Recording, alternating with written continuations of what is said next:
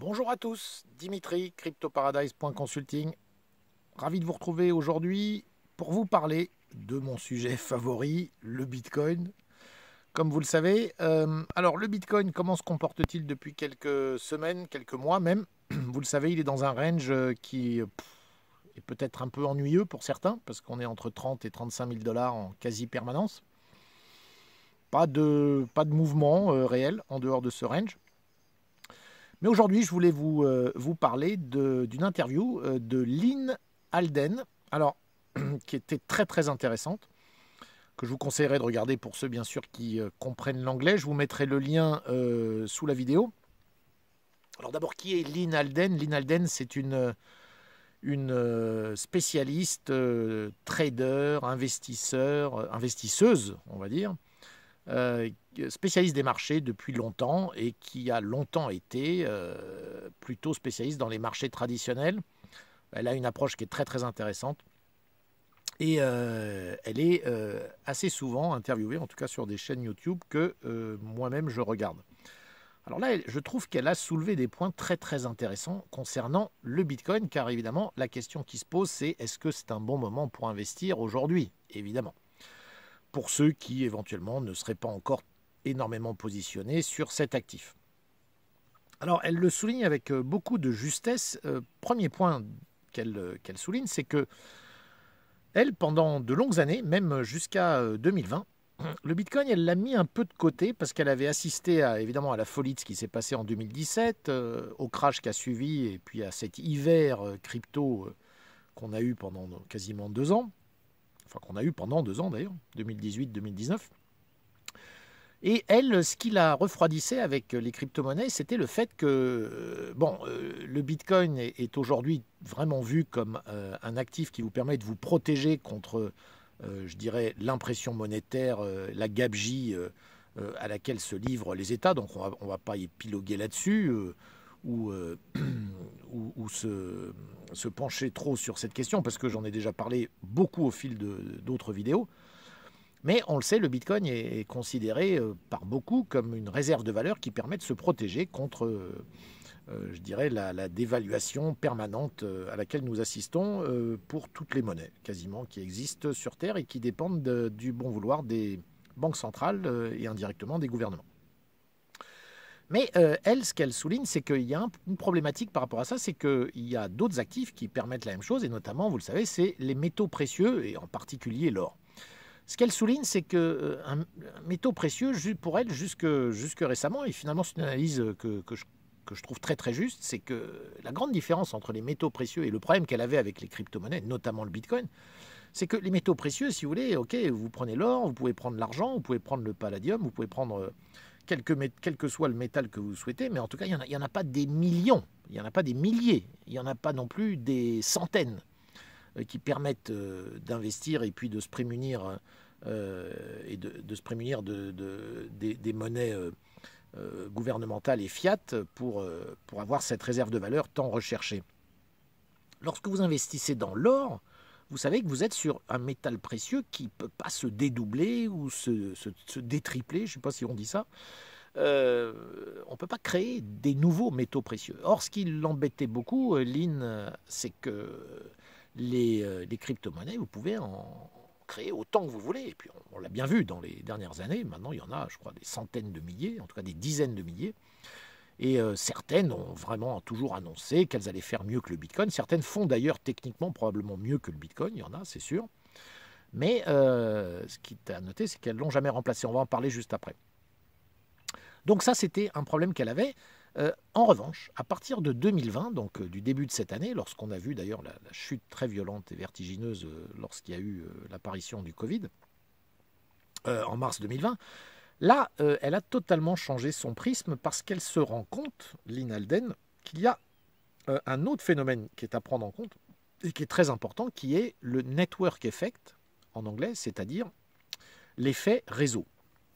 Alors ce network effect, c'est le fait que, si vous voulez, elle prend en parallèle ce qui s'est passé avec Internet. Vous savez, le protocole TCP/IP qui existe maintenant depuis une cinquantaine d'années à peu près, est un protocole qui au début aurait pu voir apparaître nombre de concurrents et personne n'aurait pu parier au tout début que le protocole TCP/IP allait être celui qui allait écraser tous les autres et être utilisé uniquement celui-là et que finalement l'Internet allait fonctionner uniquement avec ce protocole. Eh bien, vous le voyez, ce qui s'est passé avec le protocole TCP/IP, c'est qu'à un moment donné, et ce qui se passe avec toute nouveauté, on va dire, il y a un moment donné, il y a quelque chose qui commence à dépasser les autres grâce à ce fameux network effect, c'est-à-dire cet effet réseau. Alors c'est exactement ce qui s'est passé avec le protocole TCP/IP. Aujourd'hui, voilà, le protocole TCP/IP est celui qui est utilisé partout pour l'Internet. Donc elle fait exactement la même analogie avec le Bitcoin qui, pour elle, depuis 2020, en tout cas, pour elle, c'est ce qui la frappe depuis 2020. Je pense qu'on aurait pu faire le même constat un peu plus tôt. C'est un peu le constat que moi je fais depuis quelques années, mais bon. Ce qui est intéressant, c'est qu'elle le fait maintenant de manière très claire, c'est que ce network effect, pour elle, c'est ça qui va maintenant faire la différence et qui peut expliquer que le Bitcoin, en fait, ne peut plus être rattrapé par d'autres crypto-monnaies, aussi techniquement parfaites soient-elles, et aussi techniquement imparfait soit-il, hein, le Bitcoin. Ce network effect, aujourd'hui, on est passé dans un phénomène boule de neige, si vous voulez, qui, on voit mal faire machine arrière. Ça, c'est sa première remarque. Très intéressant. Alors, elle en déduit qu'aujourd'hui, elle pense que quelqu'un d'intelligent, on va dire, un investisseur avisé, doit avoir, pour certains peut-être 1-2% de ses avoirs en Bitcoin. Pourquoi pas 5, pourquoi pas 10, dit-elle. Mais il y a quand même deux problèmes auxquels il faut encore faire face. C'est que si vous dépassez ce niveau de pourcentage, notamment certains qui, comme moi, et je suppose comme nombre d'entre vous, ont plus que, dans tous leurs actifs liquides, ont plus que 5 ou 10% en Bitcoin, ou en tout cas en crypto, mais pour moi le Bitcoin est à part, hein, donc on ne va pas mettre tout dans le même sac. En tout cas, en ce qui me concerne, clairement, c'est plus. Et évidemment, ce qu'elle souligne là, c'est qu'on fait face du coup à un autre problème, c'est que lorsqu'on commence à avoir des gros pourcentages de ces avoirs dans une monnaie comme le Bitcoin, évidemment, on se prend tout à coup des énormes claques. C'est-à-dire qu'on voit la valeur de son portefeuille varier très violemment. On l'a vu récemment, puisque le Bitcoin a perdu 50%. Deuxième point, qui est aussi un problème aujourd'hui, c'est que même si vous dites « Ok, je vais allouer 5% de mon portefeuille en Bitcoin », eh bien, vous le faites à une date, et puis le Bitcoin prend énormément de valeur, et puis tout à coup, peut-être un an après, ça représente beaucoup plus que les 5%. Alors, qu'est-ce que vous faites dans ce cas-là ? Elle l'explique très bien, c'est que dans ce cas-là, vous vous retrouvez aussi face à des difficultés pour gérer votre portefeuille, parce que est-ce que vous vendez pour revenir à 5%, c'est-à-dire pour maintenir en permanence ce niveau de 5%, vous avez décidé de ne pas le dépasser, par exemple, que ce soit 10 d'ailleurs, ou 15, ou bien est-ce que vous laissez courir, sachant que si vous décidez de vendre, vous vous retrouvez dans une autre situation qui peut avoir des conséquences aussi importantes, notamment en termes de taxes. Lorsque vous habitez dans des pays que je vais appeler des enfers fiscaux, bon, petit clin d'œil à certains pays que nous connaissons bien, mais des pays où on vous taxe sur vos plus-values, qui là aussi, comme vous le savez, ce que j'en pense, hein, taxer sur les plus-values, c'est vous faire une deuxième taxe sur quelque chose sur lequel vous avez déjà été taxé. Mais là encore, ne divagons pas, c'est un autre sujet. Lorsque vous faites partie de ce genre d'enfer fiscal, c'est évidemment très compliqué de vous dire « Ah ben là, j'ai fait des plus-values, je veux revenir à 5%. » À partir du moment où vous vendez, vous vous retrouvez taxable sur ce genre d'actifs. Alors, ces considérations étant dites, maintenant, elle pense qu'évidemment, c'est le moment d'acheter, en étant bien conscient de ce qui vient d'être dit. Et acheter maintenant, d'abord, quand tout le monde, plus ou moins tout le monde, est bear, c'est-à-dire est plutôt négatif. Le sentiment n'est plus du tout le même qu'il y a quelques mois. Vous savez, il y a quelques mois, vous savez, le coiffeur, le taxi vous disait qu'il investissait dans les crypto-monnaies. J'ai vraiment rien contre les coiffeurs ni les taximans, bien sûr. Je salue d'ailleurs certains de mes très proches amis qui sont coiffeurs, figurez-vous, et d'autres qui peuvent être taxis. Donc, lorsque, on va dire un peu monsieur tout le monde vous dit qu'il faut investir dans les cryptos, c'est là où vous pouvez commencer à vous méfier de cette chose-là. Voilà, donc, maintenant, on est dans une situation où je dirais que le sentiment majoritaire a bien changé en quelques semaines. Et on est beaucoup plus dans un sentiment d'abord de délai. On délaisse un peu toutes ces questions, c'est-à-dire que l'espèce de ferveur qu'il y avait encore il y a 3 mois autour du Bitcoin, les articles sur le Bitcoin, on en voit de moins en moins. Et puis quand on en voit, c'est plutôt des sentiments assez négatifs sur le sujet. Ça, vous le savez, lorsqu'on est un contrarien, c'est plutôt bon signe.